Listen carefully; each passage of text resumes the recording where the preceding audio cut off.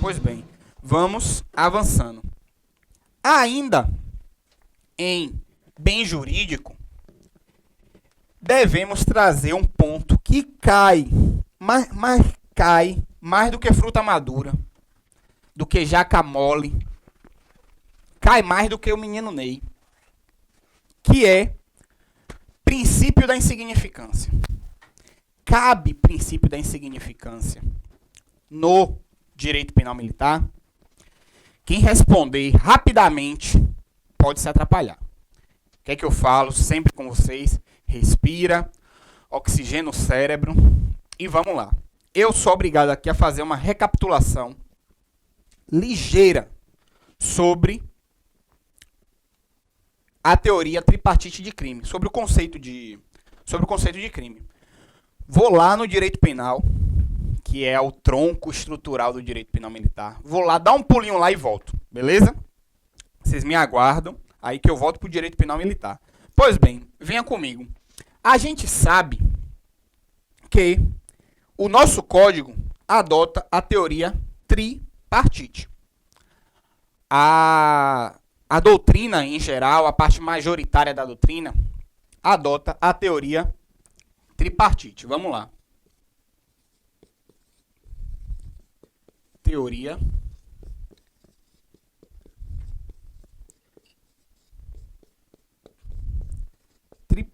tripartite ou tripartida do crime. Exceto Damásio. Damásio entende que o fato típico e a ilicitude configuram um crime e a culpabilidade seria pressuposto de aplicação da pena. Mas isso aí fica mais para a escola de São Paulo e tal. Damásio é um ponto fora da curva. A majoritária que vai estar na sua prova é essa daqui. Teoria tripartite divide o crime em fato típico,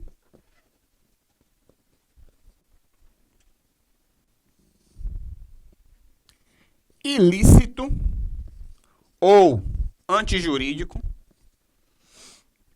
e culpável.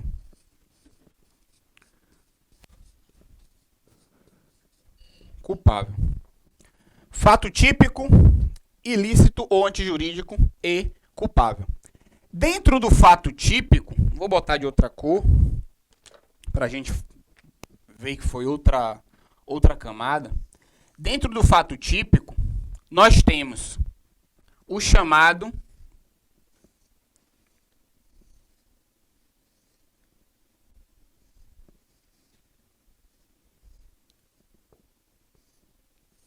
crente. O que é o crente? Nada tem nada a ver com religião. Mas é para você fixar, facilitar seu estudo. Vamos lá. No fato típico nós temos conduta. E tá aqui, ó, o C. Embora alguns prefiram atribuir ao C sempre o de cachaça, você fica como crente. Temos o resultado. Temos temos o nexo causal. E a tipicidade.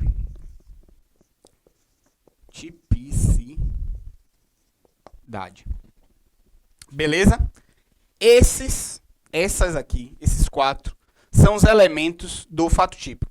São os caracteres do fato típico. Excluindo um deles, a gente não tem fato típico. Não tendo fato típico, não vai ter o crime. Vamos passar para a análise dos outros. Só pincelar aqui e a gente volta para o que é importante. Tranquilo? Na ilicitude, nós vamos ter aquele ator japonês de Kung Fu e artes marciais, um magrinho, cabelinho assim, partido. Não é Jet Li não, é o outro Lee. Bruce. Só que esse Lee aqui são com 3 S. Por que esse Lee? Aqui a gente fala das excludentes. Legítima defesa, estado de necessidade, estrito cumprimento do dever legal e exercício regular de direito. Fechou? E a culpabilidade ela busca sempre raízes profundas quanto a raiz de um IP.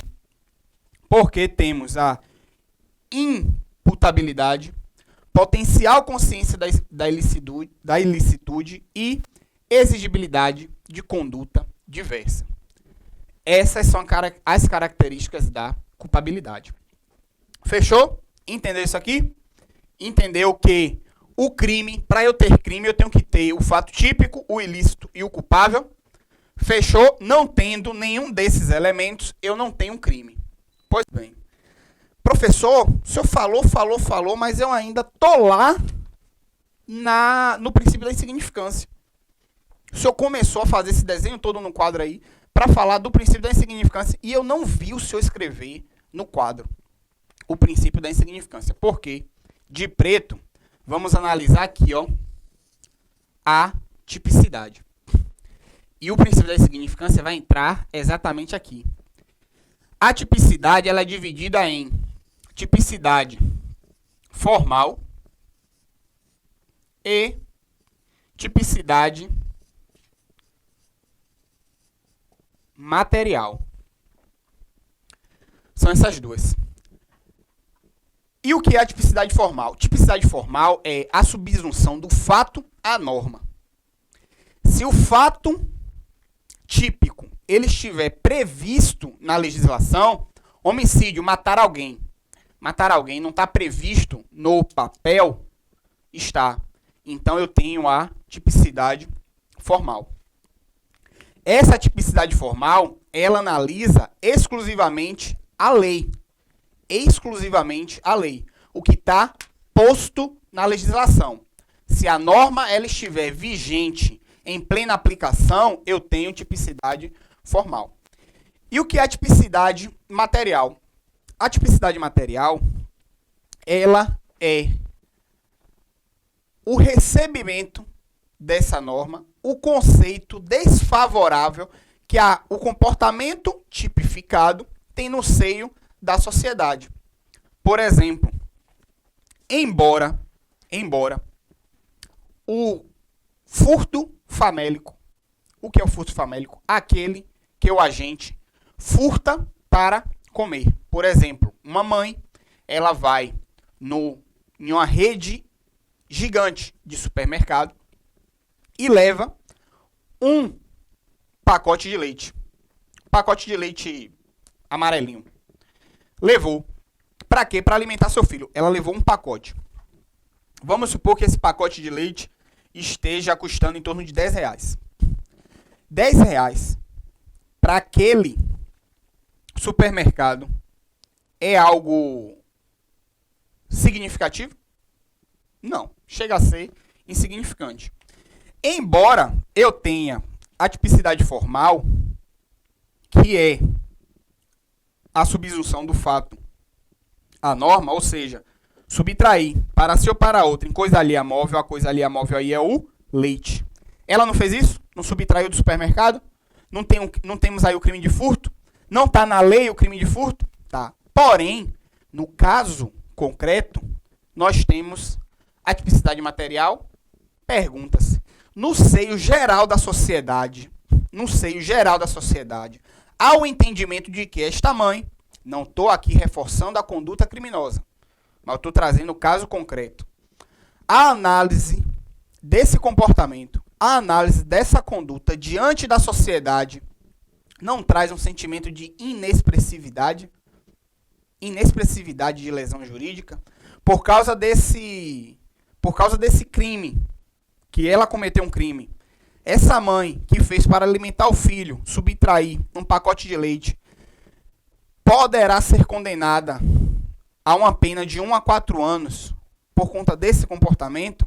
Então, a tipicidade material é essa consciência social em torno da conduta. E é aqui que o direito penal entra. O autor do princípio da insignificância é Klaus Roxen. E ele entende que o direito penal ele não deve se importar com a nota bagatela. É o sinônimo de princípio da insignificância, ou princípio bagatelar. Que é, o direito penal não deve se importar com lesões inexpressivas, com coisas bagatelares, coisas baratas. Contudo, o STF, eu sou obrigado a trazer, e quando eu falo do STF, eu geralmente falo com essa voz triste, fúnebre, pelas razões óbvias, mas o STF estabeleceu 4 vetores. E a gente vai falar dos vetores rapidinho. Então, gente, o princípio da insignificância, ele vai atacar a tipicidade material. Por quê? Se o direito penal ele não se importa com bagatelas, o direito penal não vai aplicar tipicidade a este tipo de conduta. E aí, veja só, agora vem o pulo do gato, que é, se eu aplico um princípio da insignificância a este fato aí, do furto do pacote de leite, eu excluo a tipicidade material. Correto? Correto? O princípio da insignificância, ele vai atuar excluindo a tipicidade material. Se eu excluir a tipicidade material, eu vou ter tipicidade? Não. Eu excluo também a própria tipicidade. E tipicidade, ela é pressuposto, ela é elemento de composição do fato típico. Se eu perco um desses elementos, já perdi a tipicidade, eu não vou ter o fato típico. E se eu não tenho o fato típico, eu não tenho o crime. Então, gente, por isso que o princípio da insignificância, ele exclui o próprio crime. Perceba que aplicou o princípio da insignificância, eu perco a tipicidade material. Essa tipicidade material, ela é elemento da própria tipicidade. E essa tipicidade, ela compõe o conceito de fato típico. E este fato típico é um elemento do próprio crime. Perceba que na cadeia de exclusão, a exclusão feita pelo princípio da insignificância afeta diretamente a exclusão do crime. Compreendido essa parte? Só que eu falei para vocês que não estou aqui estimulando a prática de pequenos delitos. O princípio da insignificância ele não serve para isso. E para traçar algumas delimitações ao princípio da insignificância, o STF, como eu falei para vocês, estabeleceu 4 vetores. Para guardar os vetores, deixa eu ver, de preto, você vai guardar isso aqui, ó.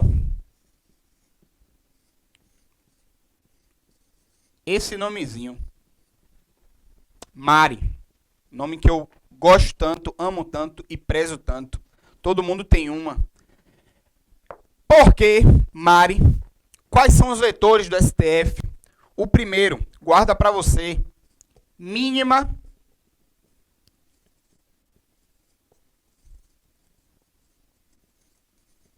ofensividade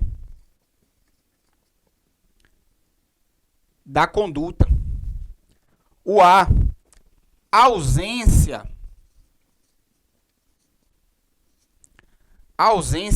de quê? Periculosidade.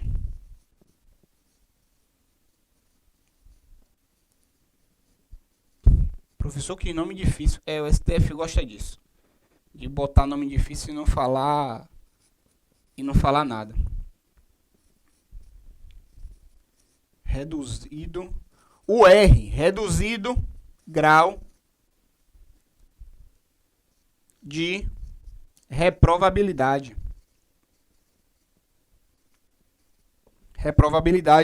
E o I, inexpressiva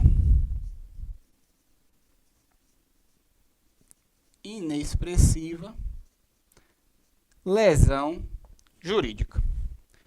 São esses os 4 vetores. Por quê? Gente, imagine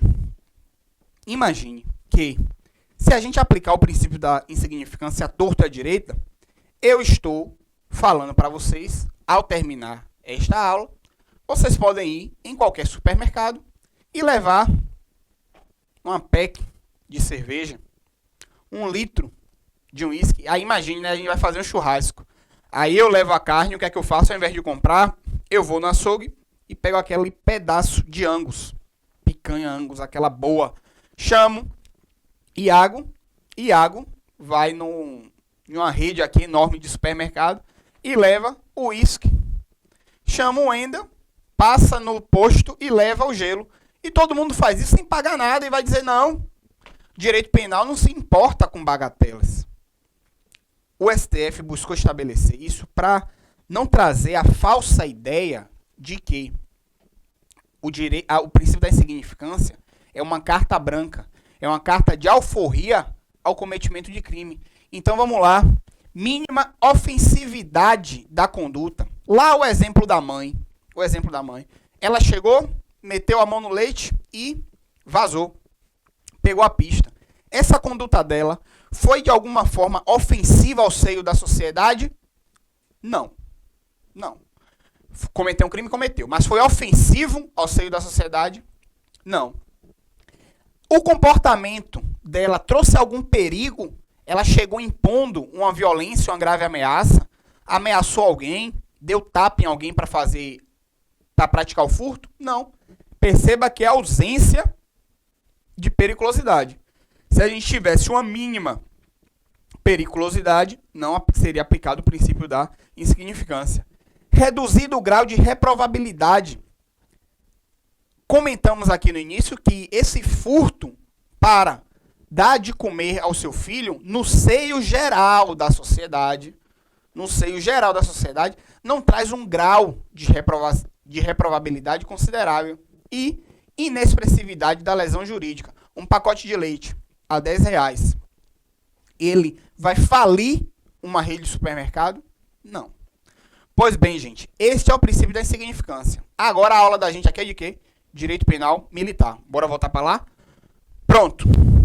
Voltando ao direito penal militar, eu perguntei a vocês se, no início da aula, se caberia a aplicação do princípio da insignificância no direito penal militar.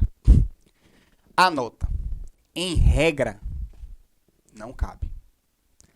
Mas, professor, o senhor levou esse tempo todo para falar que em regra não cabe? Levei, gente. Levei. Por quê? Em regra não cabe, e isso a gente vai poder analisar no informativo,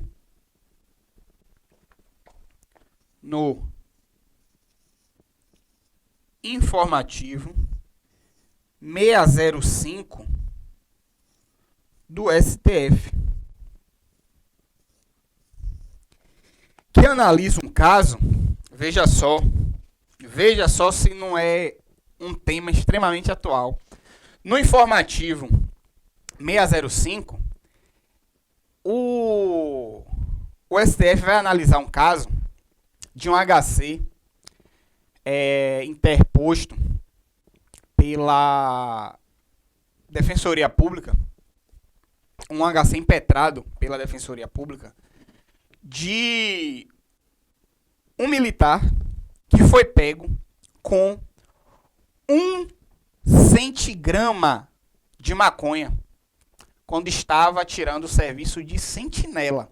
Ou seja, o cara estava com 1 centigrama de maconha no bolso para tirar um serviço de sentinela. O que é o sentinela? Aquele cara que fica de prontidão durante o serviço todo. Pois bem, vai ver, ele estava cansado, poderia estar cansado aí, dar um para relaxar.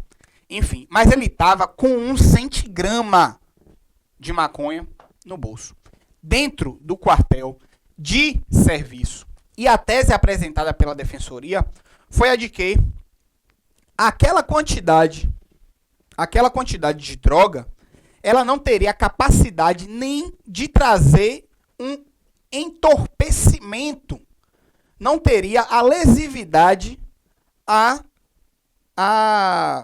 saúde de alguém, porque era uma quantidade ínfima, era uma quantidade inexpressiva. E aí apresentou como tese o princípio da insignificância. O que foi que o STF entendeu? Que, diante da análise de um comportamento promovido por um militar, esse tipo de comportamento de portar droga é incompatível com a própria função, por conta da preservação das instituições militares. O que é que a gente está falando desde o início da aula? Preservação das instituições militares. Quem disse isso é o professor? Não. O próprio STF reconheceu que, no caso do direito penal militar, a preservação a esses institutos afasta, por regra, comportamentos que, na seara comum, seriam sim insignificantes.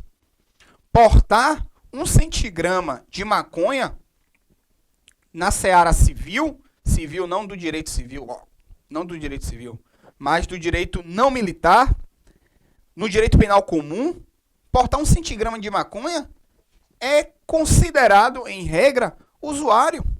Não fica nem preso, nem em flagrante você fica preso.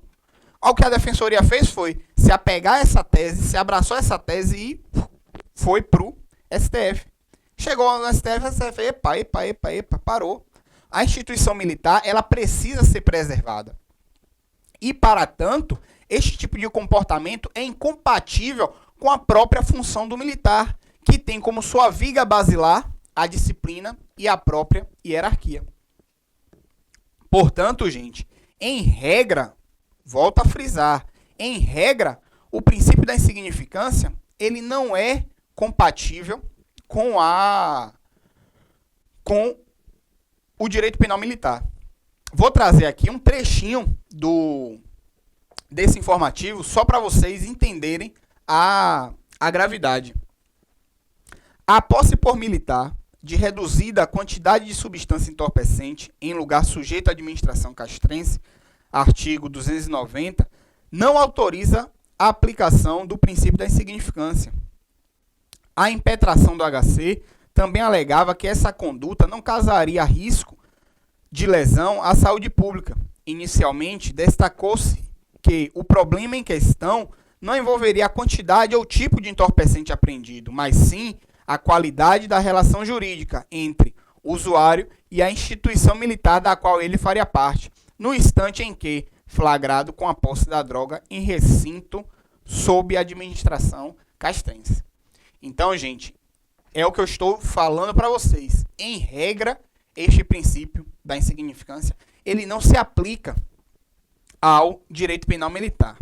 Contudo, a gente deve pontuar o seguinte. Deixa eu apagar o quadro aqui. Falamos do artigo 209, logo lá no início da aula. Falamos do artigo 209 do Código Penal Militar, que tratava da lesão corporal, não foi? Pois bem, no próprio artigo 209, no parágrafo 6º, ele traz uma possibilidade de exclusão do crime. Qual é? Artigo 209. Ofender a integridade corporal à saúde de outrem. Pena. Detenção de 3 meses a 1 ano. Parágrafo 6º. Lesão levíssima. Levíssima não existe no Código Penal comum. Só no Código Penal Militar. E o que é que diz o parágrafo 6º? No caso de lesões levíssimas, o juiz pode considerar a infração como disciplinar. Ou seja, ele deixa de aplicar a pena. Qual a pena? De 3 meses a 1 ano e passa a considerar como infração meramente disciplinar.